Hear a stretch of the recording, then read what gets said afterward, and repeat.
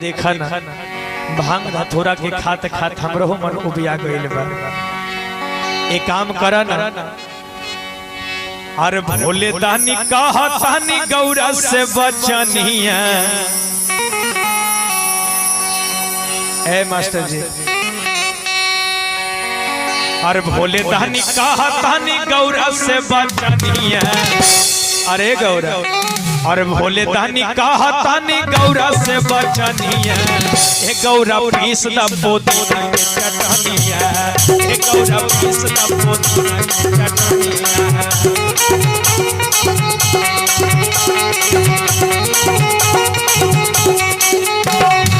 भोले दानी कहतानी गौरा से बचनिया। भोले दानी कहतानी गौरा से बचनिया। गौरा हो पीस द पोतना चटनिया। गौरा हो पीस द पोतना के चटनिया।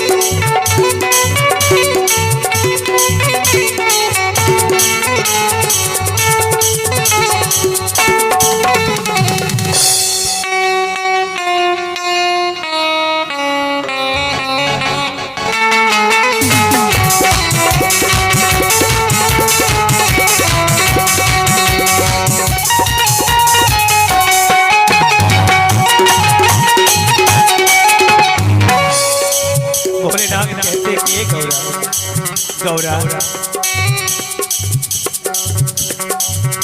और भांग धतूरा खत्म होने उबिया। भांग धतूरा खत्म होने उबिया। सुना और नई का भराई वाला देखो चटनिया। एक भराई वाला देखो चटनिया।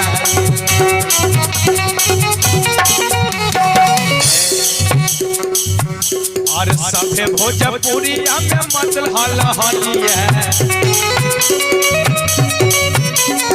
सब भोजपुरिया में मचल बहल हलिया। गौरा हो पीस द पोतना के चटनिया।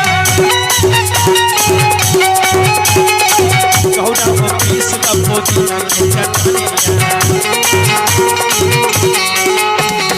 कहे भोले दानी गौरा माना बचनिया। कहे भोले दानी गौरा मानी ला बचनिया। गौरा हो पीस द पोतना के चटनिया।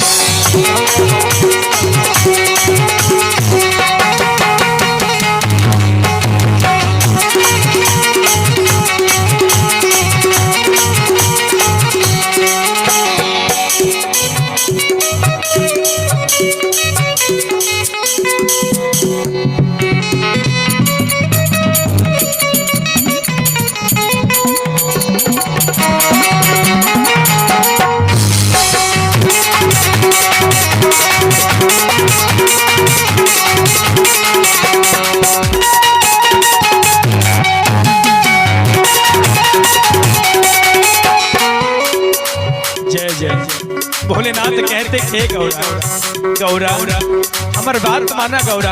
अरे तनिका पिसदा ना, और तनिका पिसदा ना बात हमर माना। तनिका पिसदा ना बात हमर माना। बनल बाड़ फूल गौरा यौ ना बिगाड़ा। बनल बाड़ फूल गौरा ये ना बिगाड़ा।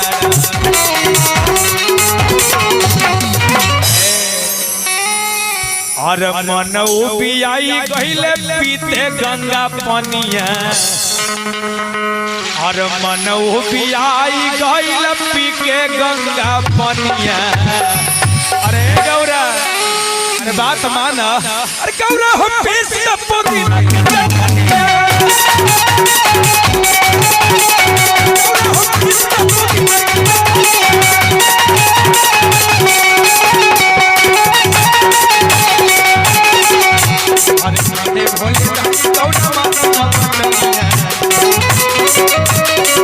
भोले दानी गौरा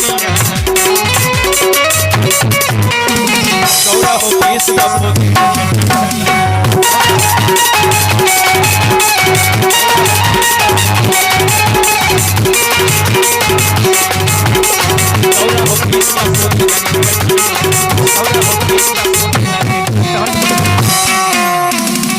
हर हर महादेव।